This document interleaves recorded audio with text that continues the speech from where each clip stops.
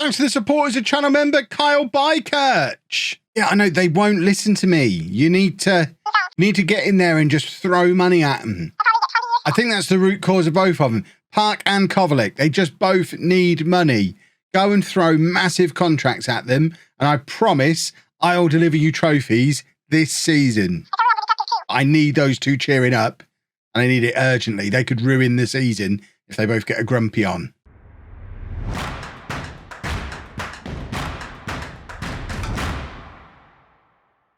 Hello and welcome to part 152 of Homegrown. I'm Kevin. Coming up on today's episode, we have our first two games of the new season for you. We're away against Bournemouth and at home against Southampton. If you missed the transfer special yesterday, it was probably the least eventful one we've ever had in terms of actual players coming in. We made a couple of signings that affect the first team. Javier Camacho came in from Valencia for £8 million. And then we signed Azard Primus for £68 million. But they're the only two that came in, really. The big news of the transfers was the transfers that didn't happen. Park and Kovacic. At Park, we turned down, I think it was like £175 million was the final offer from Norwich for Park.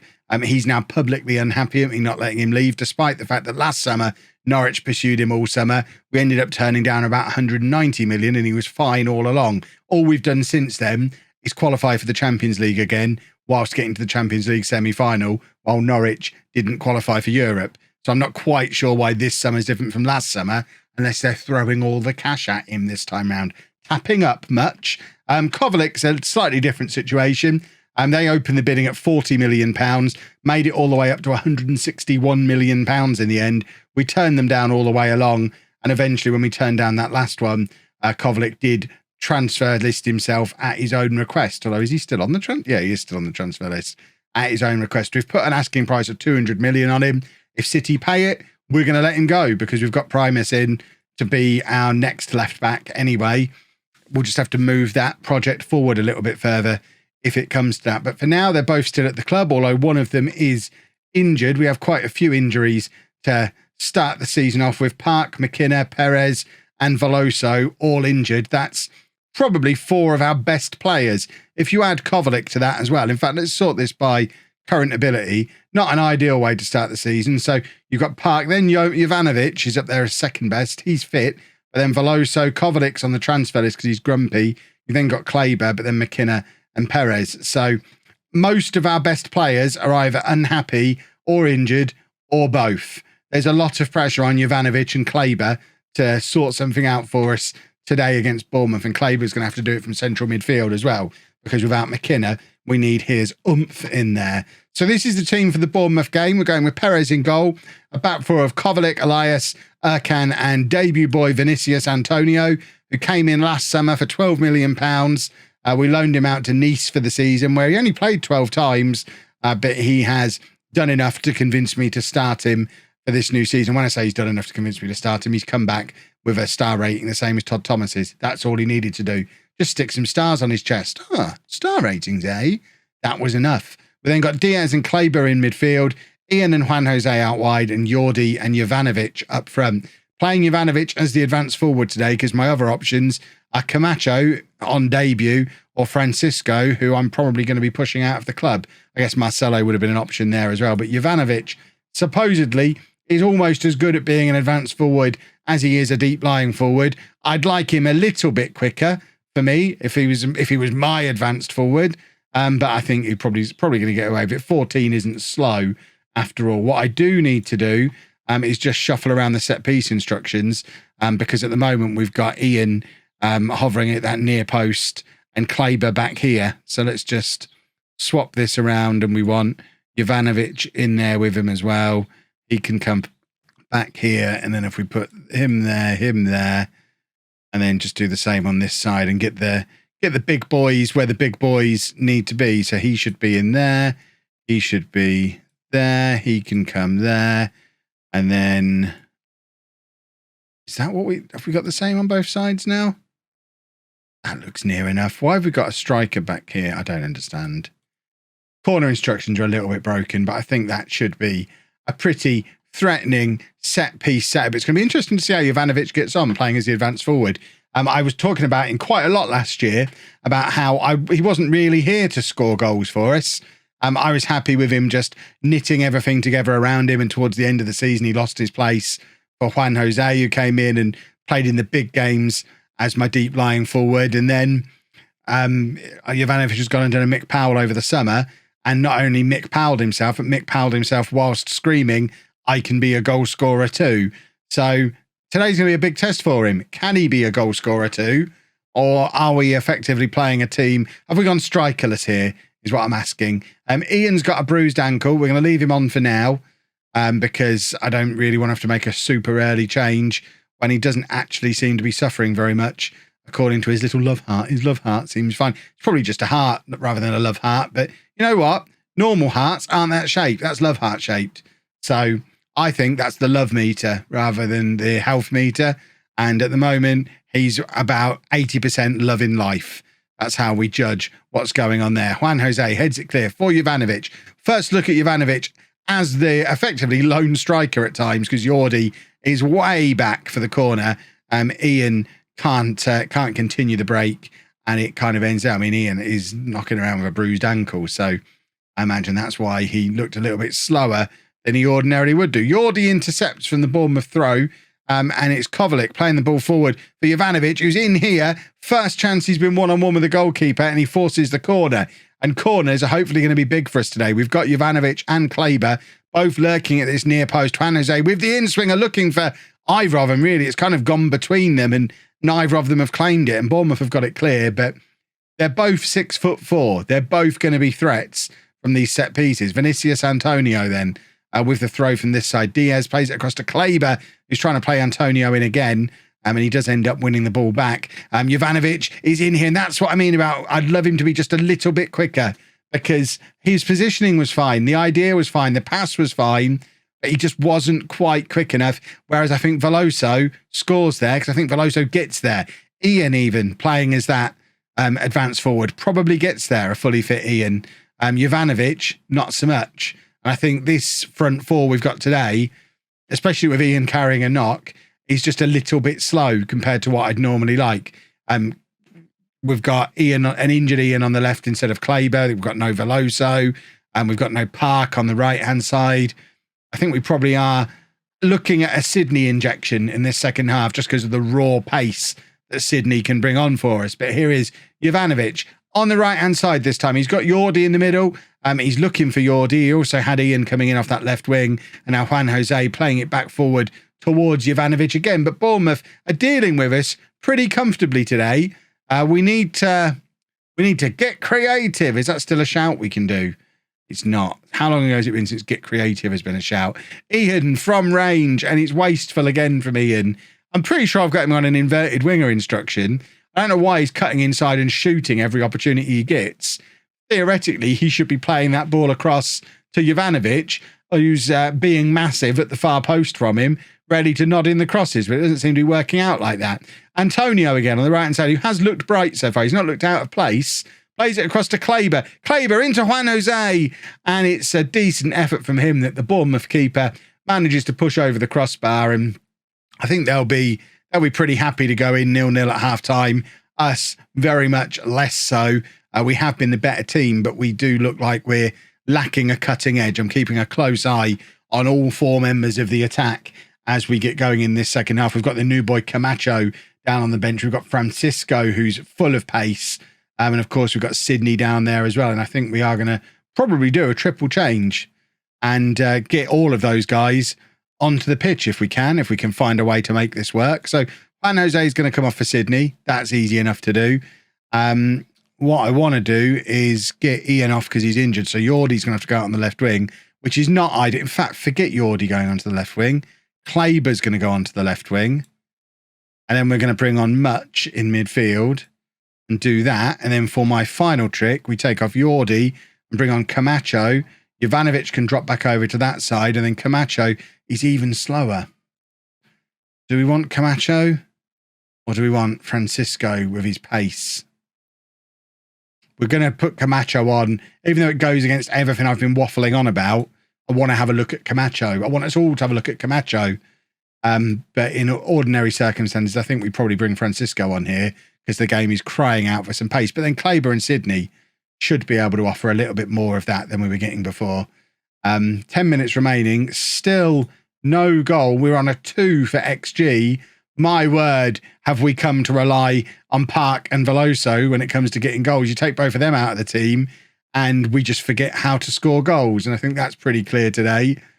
This isn't quite the impressive opening to the season that we had last year. 0-0 away at Bournemouth. Is Veloso going to be fit for the second game? Because goodness me, do we need him back? Right, we've got a couple of the big boys back for the Southampton game. McKenna comes back in midfield. We're trying McKenna and Claber together. You know I spoke about that last season. I feel like this might be the tough, strong midfield that we're looking for to give us that extra midfield. But who wants McKenna? Inter Milan. Lovely. He's 6'1" with tackling of 14. And then alongside him, 6'4", tackling of 16. They're winning the midfield battle. So I want to see how they get on together. It does mean no room for Perez because Park is back in the side as well, as is Veloso. Juan Jose moving up to play alongside Veloso. Jovanovic will probably be in for him at some point. It's really a case of, well, Jovanovic has already played up front this season. Juan Jose had to play out on the wing. So let's give him a go up front. He has been linked with some big moves. I think Paris Saint-Germain are currently interested in Juan Jose. So he's clearly not as bad as some of you think he is. He's one of our best players. He doesn't score a lot of goals, or he's a Connor Roberts type. And I know you lot hate a Connor Roberts type. They just knit things together and make the rest of the team play in the shape that they're supposed to be playing and do the things that they're supposed to be doing. He's not necessarily doing spectacular things of his own. What we do need to do is adjust the set piece instructions again, though, because we don't want to have Veloso there. And we don't particularly want to have Park all the way back there. So if we move Park in there, stick Veloso there, we'll just leave 2 men back. It's Southampton. We should be fine. We've got 2 strikers apparently taking corners here, which is weird. He can go in there, and then why is it saying that Park is the taker when he's not? This is what I mean about this screen being broken. Well, from that side, Park has to stay back, apparently, because supposedly he's the taker, even though he's not the taker. Glitchy, stupid screen. Right. Can we have some goals today, please? We've got Veloso back. Veloso back means goals. We've got Park back. That also means goals. And McKenna and Claber in midfield. If they work well together, we might not be too far away from a world where I send Kovacic and Vinicius Antonio charging forward and just have those two sat there protecting the back four and occasionally bursting forward and scoring screamers or headers from corners, but mainly have their role in there protecting what would effectively be a back two, with these two pushing further on and these two cutting inside. That's the dream. That's the dream that we're working towards.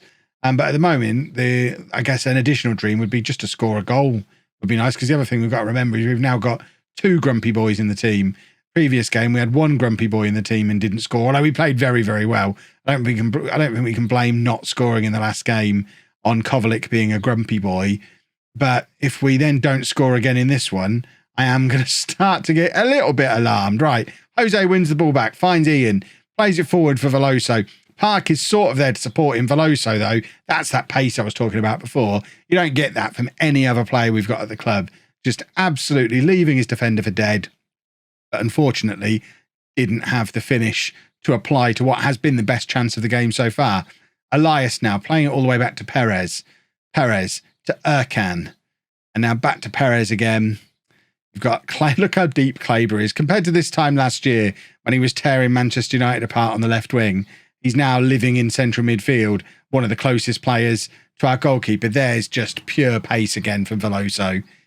It's unplayable how quick that man is. Look at the state of this. So Erkan gives it to McKenna. McKenna just looks up. Only one thing on his mind, playing in that playmaker role. Dink it over the top of those defenders and let Veloso do the rest. He rounds the goalkeeper, slots home into an empty goal, and it is 1-0 to home.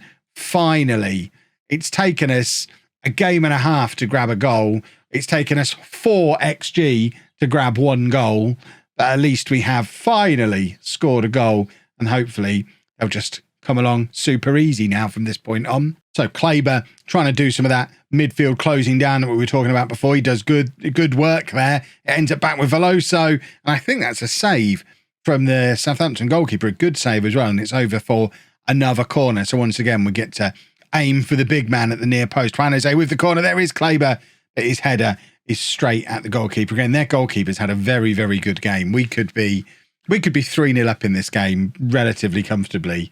I don't think anyone would be like, oh, it flatters home a little bit. It really wouldn't. Jose is there to get the ball clear for a corner, and it's now Southampton with a corner, and we need to make sure that we don't concede here because we have absolutely dominated both of these matches and only have one goal to show for it so far. Perez with some comedy goalkeeping. Kovacic is there to clear off the line. Clearly being on the transfer list hasn't stopped him from being a very good defender because he saved us from a near certain goal conceded there. And we do need to go and grab a second because that was a little bit too close for comfort. It is Kovacic on the left-hand side. Can he find a cross? In fact, he gives it to Kleber, this is your other advantage of having Kleber in midfield. He can get forward and act as an extra winger if he needs to. He does it there. It's a great cross to Park. It's a stupendous header from Park. I don't know how he scores a header from that angle, but this is great play from Kleber. This is what you're not going to get from McKenna playing as that box-to-box midfielder. And, I mean, how has he got that past the keeper? I mean, he has, and that's important. But I know I said this is a bit of a contrast to what we did to Manchester United this time last year, but you know what? We've played very, very well in both of these matches. And I'm as close to as positive now as I was this time last year. We're going to give Primus his debut at left back. So 2 young fullbacks on now.